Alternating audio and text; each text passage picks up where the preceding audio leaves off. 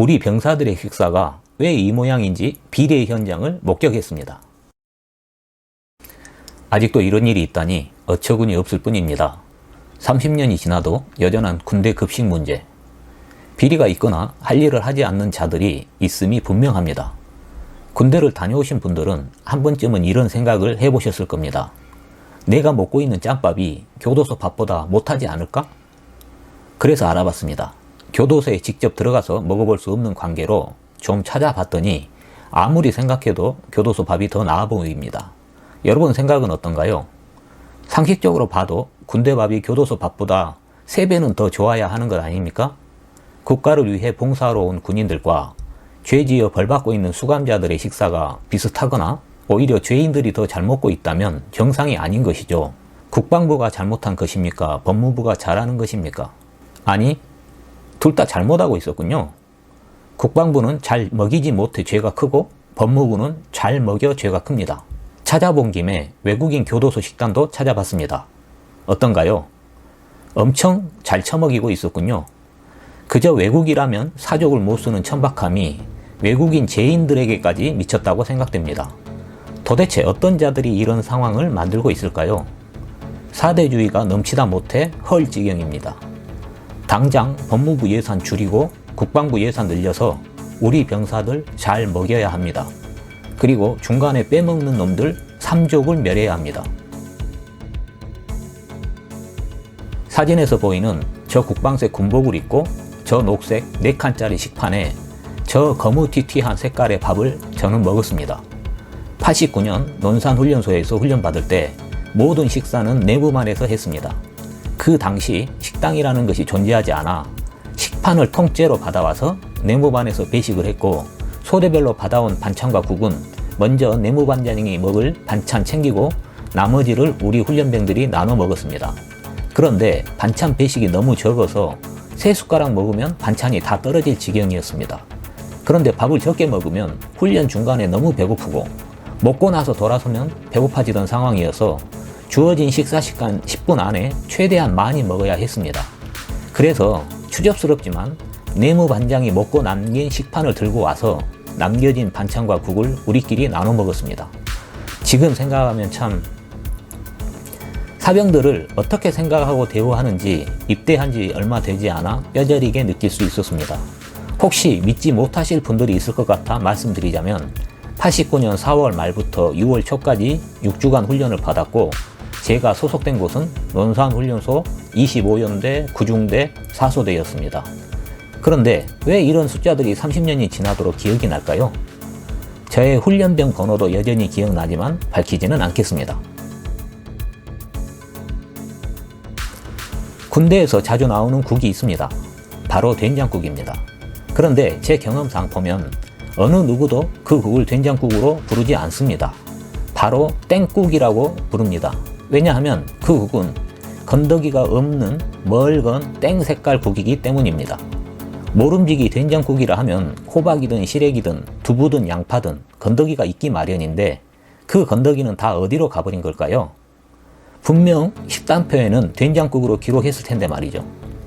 국 이야기를 한 김에 덧붙이자면 가끔 돼지가 발 한번 담그고 사라진 국이 배식되기도 합니다. 불그스름한 색깔에 약간의 기름기가 떠있고 어렴풋이 돼지고기 냄새가 나는 그 국 말입니다. 어쩌다 운이 좋으면 새끼 손톱만한 비계 덩어리가 한 덩어리 발견되기도 합니다. 단언컨대 돼지 살코기는 그 국에서 단 한 번도 마주친 적이 없습니다. 우리 병사들의 식사가 왜 이 모양인지 비대의 현장을 목격했습니다. 저는 운전병이었는데 상병 달고서부터 부식차를 운전하게 되었습니다. 일종 개원과 군수 선임하사를 태우고 보급대에 가서 차를 주차하면 일정 개원이 얼마 후 우리 대대에서 먹을 부식을 들고 옵니다. 그러면 저는 그 부식들을 차곡차곡 적재함에 싣고 깨지거나 망가지지 않도록 자리 배치를 합니다. 그리고 운전해 자대에 돌아오면 차를 취사반 뒷문에 주차를 시켜 취사병들에게 부식을 건네줍니다. 그러다 보니 취사반 선임하사와 취사병들하고도 친하게 지냈는데 어느 날 우연히 그들이 하는 말과 행동을 목격하게 됩니다.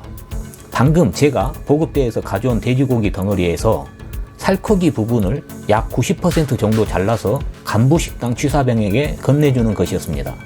원래 간부식당은 보급대에서 받아온 부식으로 요리를 하면 안 됩니다.